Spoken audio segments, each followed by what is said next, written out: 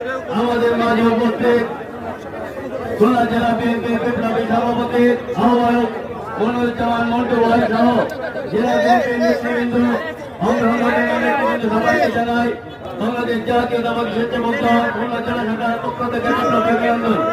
আজকে এই প্রতিবাদ সবাই দাঁড়িয়ে শুধু একটি কথাই বলতে চাই, সন্ত্রাসী জনপদ ফুলতলা আমাদের যে আদর্শের সৈনিকেরা যখন এখানে কোন নেতৃত্বে আছেন তাকে সন্ত্রাসীরা বিভিন্নভাবে হামলা করে হত্যা করে।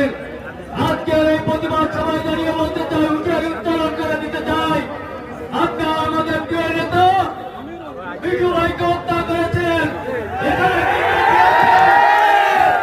সংকট হয়নি, আপনারা যতক্ষণ আমাদের নেতা কর্মীদের উপর হামলা করবে কে আদর্শের শুধু আমি না আপনাদের সঙ্গীদের করবো না।